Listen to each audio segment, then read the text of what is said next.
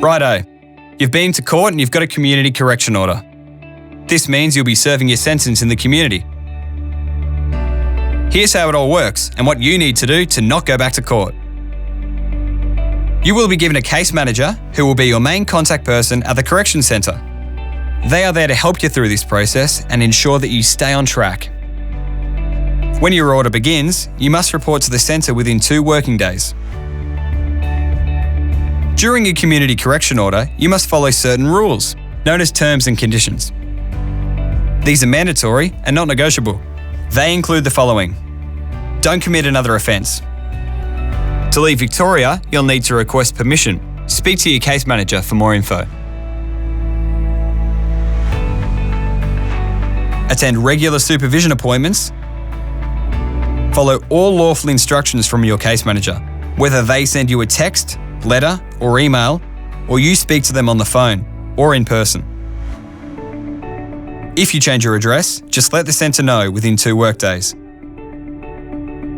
You must be alert and ready to participate when you come to appointments or programs, so it's important that you don't drink alcohol or do drugs before you come in. If you have drugs or alcohol on you, you may be asked to leave and come back another time. Also, taking your photograph is an important part of the process. Instead of asking for you to show your ID each time, the photograph will help staff be able to clearly identify who you are. Your order also includes 1 or more conditions. What are conditions? And why do you have to do them? Well, conditions depend on your case.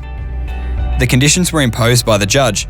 They're there to keep you and the people around you safe, help you make positive changes, and minimise your risk of reoffending. Everyone has individual conditions on their order. Not all of these will be relevant to you, but listen up for the ones that are. Unpaid community work, treatment or rehabilitation, and supervision with your case manager. You may also need to stay away from certain people, places, or areas, and you could be electronically monitored to make sure you do so. You might be given a curfew, which will require you to be home between certain hours, and you may have to stay away from places that serve alcohol like a bar, restaurant, or RSL. Other conditions could include judicial monitoring or justice plan. Or the court may decide to give you other conditions not listed here. So what if you don't or can't complete these conditions? You'll need to contact your case manager straight away, as you may be able to apply to the court to have the conditions of your order changed. It's best to stay in contact with your case manager so you can work through any problems together. If you don't contact your case manager, there will be consequences and you could face going back to court and resentencing and further penalties like jail time. If you have paid a bond, you may lose your money, receive a fine, have your curfew extended, or have to do additional unpaid community work. So it's always best to let your case manager know. You also have rights during your community correction order. At any time you can ask questions, request a change of community work, request a different supervising officer, or ask for an officer who's the same gender as you.